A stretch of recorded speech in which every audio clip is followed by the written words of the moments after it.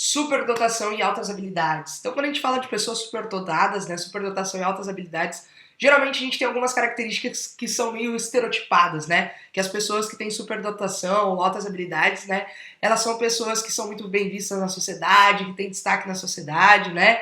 Mas você sabia que muitas delas não apresentam característica como crianças e nem quando adultos, e se ninguém vir aí atestar algo através dos testes em si, ela pode viver a vida inteira sem saber que ela tinha uma superdotação, né? A gente conhece alguns superdotados, altas habilidades, como Albert Einstein, Leonardo da Vinci, né? Mozart também. Geralmente a gente fala que são crianças precoces. O Wiener usa muito. Por exemplo, lá em Atenas, a gente tinha aí um desenvolvimento mais do intelecto. Então, muitas crianças que tinham altas habilidades, adultos em si, eram ali, você conseguia ver, tinham oportunidades da superdotação.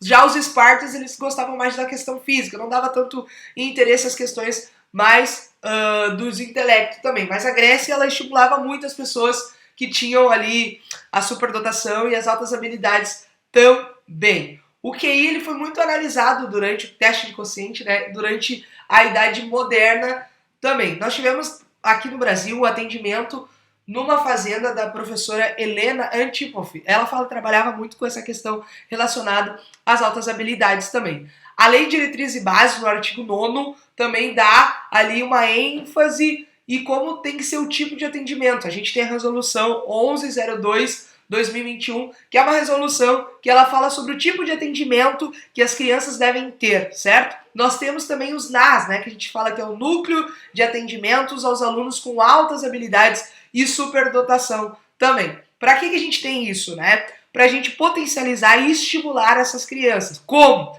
Com os núcleos organizando, né? Núcleo de formação profissional, núcleo de atendimento ao aluno, núcleo de apoio à família. Fala de inteligência. Inteligência é o nosso porte teórico, né? Inteligência em si é o que é utilizado. Muitos anos a gente só tinha teste de QI, até que foi o Alfred Binet que criou, um dos criadores do teste também. Mas com o tempo, teve aí o Rodney Gardner, que ele vai falar sobre as inteligências múltiplas, vários tipos de inteligência, linguística, lógico-matemática, música, espacial, corporal sinestésico, intrapessoal, interpessoal, naturalista e pictória. Por que isso? Porque por muitos anos só se olhava para as escolas, para as outras habilidades e tudo mais, só via um teste de QI. E as outras inteligências que as pessoas tinham, na verdade, elas não eram muito ali pesquisadas e não tinham tanto interesse. Por isso que os jogos, eles estimulam muito esses tipos de inteligência que o Gardner traz. Então ele fala sobre inteligências múltiplas, certo? Então isso é muito importante, a gente entender as relações interpessoal, como a gente vai se desenvolver, e intrapessoal, que também trabalha a questão do sentimento, das emoções. Daniel Goleman fala muito sobre as emoções, de perceber as emoções, porque as emoções elas promovem o crescimento intelectual. Por exemplo, para a criança, o Goleman ele fala sobre confiança, curiosidade, intencionalidade, autocontrole, relacionamento, capacidade de se comunicar com alguém, cooperatividade também. Por isso, quando a gente fala que num país que a gente vive hoje tem muita diferença física, sociais, socioeconômicas, né, classe social, e essas diferenças nos mostram quanto a nossa sociedade ela é diversa. Então as diferenças